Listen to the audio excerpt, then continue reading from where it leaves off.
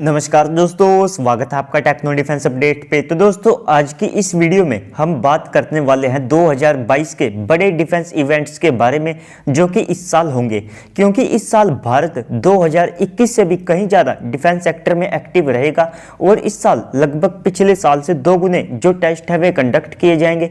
काफ़ी सारे जो वेपन्स हैं उनको भी कमीशन किया जाएगा और इस सब के बाद इस साल जो भारत के कई सालों के जो प्रोजेक्ट हैं वे टेस्टिंग फेज के लिए रेडी होंगे। तो दोस्तों, अगर आप इस वीडियो का पार्ट 2 भी देखना चाहते हैं तो उसके लिए आप कमेंट कर दीजिएगा। मैं पार्ट 2 में जो बाकी रिमेनिंग वेपन्स या फिर टेस्ट या इवेंट्स होंगे उनको भी कवर कर लूंगा। तो चलिए दोस्तों, अपनी वीडियो को शुरू कर लेते हैं। तो दोस्तों, सबसे पहले यहां पर आ जाता है एमका। तो देखिए दोस्तों, इस साल ये एक मेजर डिफेंस इवेंट होगा, क्योंकि इस साल अगस्त या फिर सितंबर में जो एमका का स्केल मॉडल है उसको रोल आउट कर दिया जाएगा और ये एक फुल साइज का स्केल मॉडल होगा, यानी कि इसका जो साइज है वो ओरिजिनल एमका के समान होगा और इसका जो वेट है वो 4000 किलोग्राम तक होगा, यानी कि 4 टन।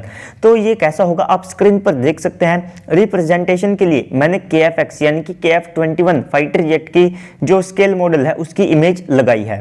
तो इसका जो डिलीवरी टाइम है वो 6 से लेकर के 8 महीने तक रखा गया है, यानी कि अगस्त तक इसको डिलीवर करने का प्लान है।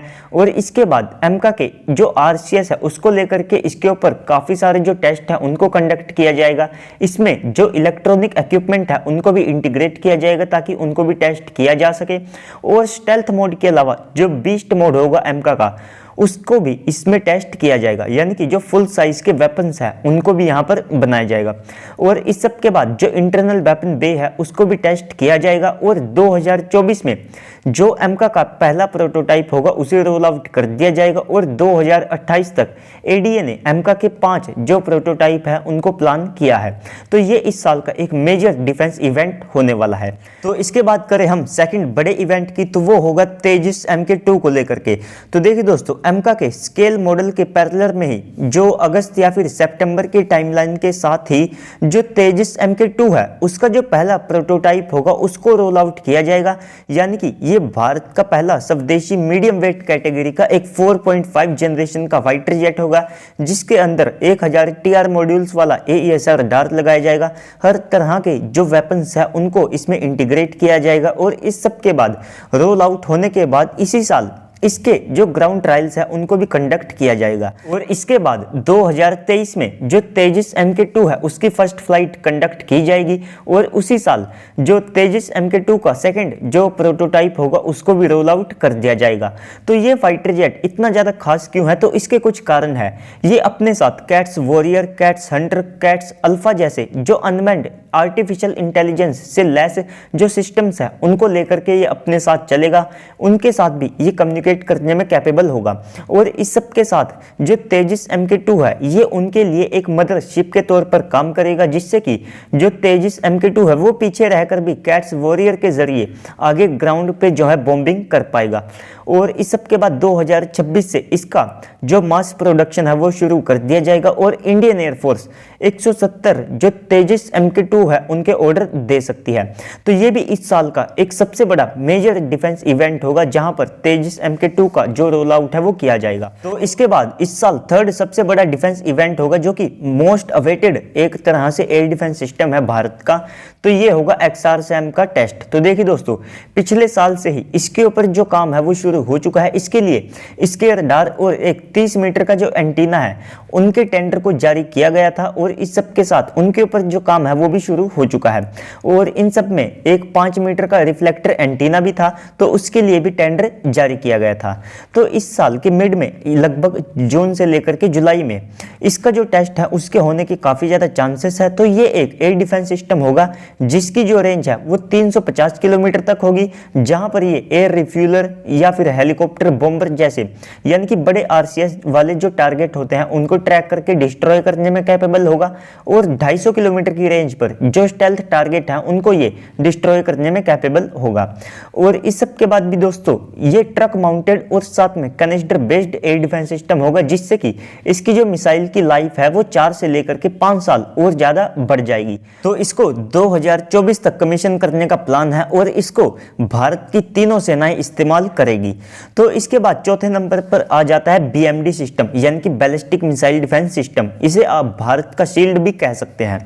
तो दोस्तों इस साल इसकी जो AD-1 और AD-2 मिसाइल है उनके टेस्ट होंगे, जिनकी रेंज 1500 से लेकर के 3000 किलोमीटर तक है।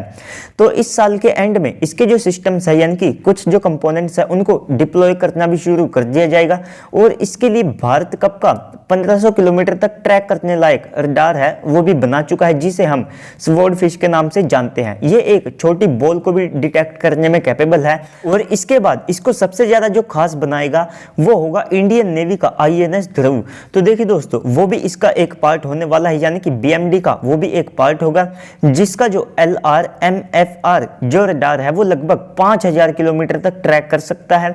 और इसका जो पहला फेज है वो भारत 2019 में ही कंप्लीट कर चुका है। तो दोस्तों ओवरऑल जो बैलिस्टिक मिसाइल डिफेंस सिस्टम है ये काफी ज्यादा एडवांस होने वाला है। और ये कैसे 5000 किलोमीटर तक ट्रैक करने में कैपेबल होगा, तो उसके ऊपर भी मैंने एक डिटेल्ड वीडियो बना रखी है, तो आप चाहे तो उसे भी देख सकते हैं। जो लिंक है उसे मैं डिस्क्रिप्शन में प्रोवाइड करा दूंगा। तो दोस्तों इसके बाद जो 5वां इवेंट होगा वो होगा INS विक्रांत को लेकर के। तो देखिए दोस्तों, ये भारत का पहला स्वदेशी एयरक्राफ्ट कैरियर है, जिसका जो डिस्प्लेसमेंट है वो लगभग 45,000 टन है और इसकी जो रेंज है वो 8,000 किलोमीटर तक है। तो ये अपने साथ 36 से लेकर के 40 जो फाइटर जेट है उनको कैरी करने में सक्षम होगा। और इस सब के साथ इसमें जिस रडार का इस्तेमाल किया है, यानी कि ELM-2248 रडार, तो देखिए दोस्तों ये एक इजरायली रडार है, तो ये लगभग 500 किलोमीटर तक अपने टारगेट को ट्रैक करने में कैपेबल है। और भारत को इसकी जो कॉस्ट है वो लगभग $3 बिलियन तक आई है। तो इसको अब से 7 महीनों बाद यानी कि 15 अगस्त को कमीशन करने का प्लान बनाया गया है। और इससे इंडियन नेवी की जो ताकत है वो कहीं गुना बढ़ जाएगी। हो सकता है कि इंडियन नेवी की जो वर्ल्ड में रैंक है वो भी यहाँ पर इंप्रूव हो। और इस सब के अलावा इंडियन नेवी भी मेजर नेवी तो है, लेकिन इस सब के साथ वो उन मेजर नेवी में शामिल हो जाएगी जिनके पास 2 एयरक्राफ्ट कैरियर मौजूद है। तो दोस्तों इसके बाद छठे नंबर पर आ जाता है INS अरिघट। तो देखिए दोस्तों ये एक सबमरीन है जिसे खुद जो USA है वो भारत का एक सीक्रेट प्रोजेक्ट मानता है। और इस सब के अलावा भी इस सबमरीन के बारे में जो ज्यादा डिटेल्स हैं वे पब्लिक डोमेन में नहीं है। और इस सब के अलावा इसका जो डिस्प्लेसमेंट है वो INS अरिहंत से कहीं ज्यादा होगा, यानी कि 6000 टन से इसका जो डिस्प्लेसमेंट है वो कहीं ज्यादा होने वाला है। ऑलमोस्ट 7000 टन तक बताया जाता है। और इसके बाद ये एक न्यूक्लियर पावर्ड SSBN होगी, जो कि अपने साथ K4 और हो सकता है कि K5 मिसाइल को भी ले जाने में कैपेबल हो। तो दोस्तों इसको भी इसी साल 15 अगस्त को जो है कमीशन करने का प्लान है। तो इस साल का जो हमारा स्वतंत्रता दिवस है वो काफी ज्यादा खास होने वाला है, क्योंकि उस साल इंडियन नेवी में भारत के 2 बड़े वेपन्स को जो है शामिल किया जाएगा। तो दोस्तों ओवरऑल आप सबका इनके ऊपर क्या कहना है कमेंट सेक्शन में बताइएगा। और इस सब के अलावा अगर आप दोबारा से मैं आपको बता दूं, अगर आप पार्ट 2 को चाहते हैं तो उसके लिए भी कमेंट सेक्शन में मुझे बता दीजिएगा। मैं पार्ट 2 को लेकर के आ जाऊंगा, जहां पर जो दूसरे मेजर इवेंट या फिर टेस्ट इस साल होने वाले हैं उनको मैं कवर कर लूंगा। तो चलिए दोस्तों, बाकी तो वीडियो को लाइक कीजिए, साथ में चैनल को भी सब्सक्राइब कर दीजिएगा, ताकि आपको ऐसे ही डिफेंस से रिलेटेड जितने भी वीडियोस है वे मिलते रहे। तो चलिए दोस्तों, आज की इस वीडियो में इतना ही। मिलते हैं अगली वीडियो में, तब तक के लिए गुड बाय, जय हिंद।